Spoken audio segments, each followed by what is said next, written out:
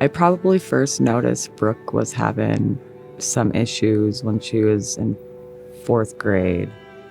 She got really angry and sad all the time. We couldn't say anything to her. My father passed when I was 8 years old, and I guess I never really understood death at that young, so I always just thought he was going to come through the door. And then once I hit about 4th grade, that's when everything, I guess, came crumbling down. It made me realize, he's not coming back. My initial thought was that my hero, the person I need, girls need their father, and he was gone. And I was angry. I was angry at my mom at part of it, and it wasn't her. I was angry at him, and I was angry at the world. But that's definitely what set it all off, and the group of friends I was hanging out with as well. It was real rough for Brooke. She lost her father at a young age, and the questions that she had and unanswered, what do you do as a parent when everything you try, you feel like you're failing, and, your kid wants to fight with you and argue with you, and it's just rough water, so to speak. I got her into counseling. She did that for a while. And then in 6th grade, she came home from her friend's house. Come to find out a few months later, she was self-harming.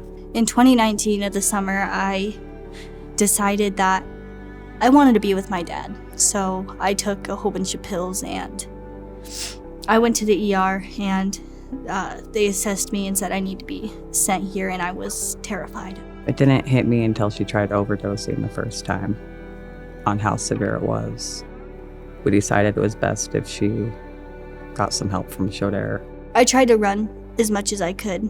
I definitely didn't want to be there, but there was also times where I knew I needed to be there, that it was the safest place for me at that time. When you're in there, it's not like you're alone. At first it might seem like there, but the people and the staff, they are so caring and so understanding. They will sit there with you for hours if need be and talk to you. It's a place where anything is possible. I didn't sleep very well when she was at home, so when she was on Shodair, I felt that she was safe. It gave me a little bit of hope and a little bit of peace of mind. Shodair has brought to table a lot of the issues that nobody really wants to talk about or, bring to light. Depression, bipolar, anxiety, mental health awareness. It's not just about being healthy. It's way deeper than that. I first met her in 2020, and I met her a couple of times on the inpatient services while she was here. And each of those times, she was suicidal. I remember one of the times she almost killed herself and was in the ICU before coming to our facility. So she had a lot of intention behind that. She could be challenging. She could be difficult. She, I think, had difficulty at times accepting what people wanted to offer her. And that changed over time. She was able to shift into a place in her own mind where I think she was open to receiving the help that people were going to offer her. And you could tell that difference over time because you could see progression little by little. She was more engaged. She was more open to communication, not just with us, but with her family. Her family was very supportive of her, but in a tough space. She was argumentative. She was feisty. And over time, she was able to accept the help that people offered. Our Champions program is a little over 20 years old, and it started by us selecting and wanting to find a child from each hospital and each state that represented the wide variety of work that is done across our network.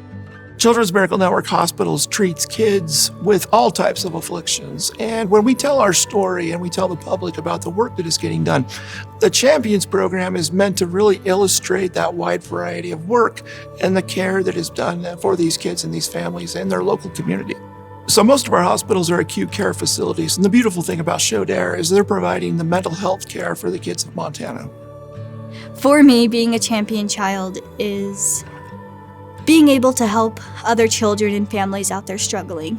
That has been my dream since I have gotten out of here, is to help other kids and prove to them that no matter how long you have been lost, you can always be found.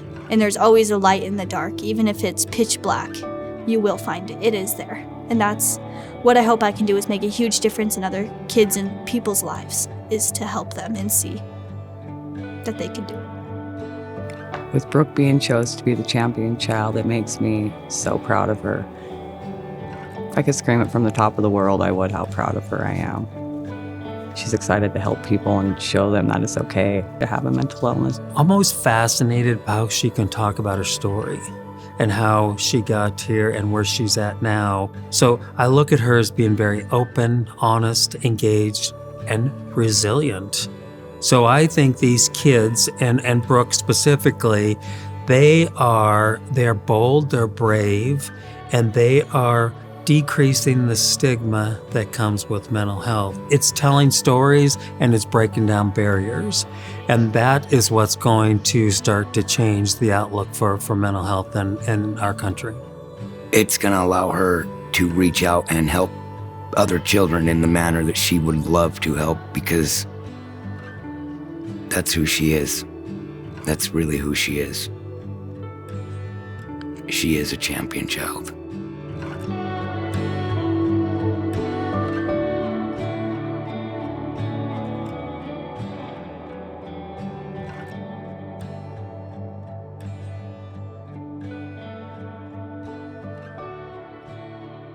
For more information, please visit our website at shodair.org.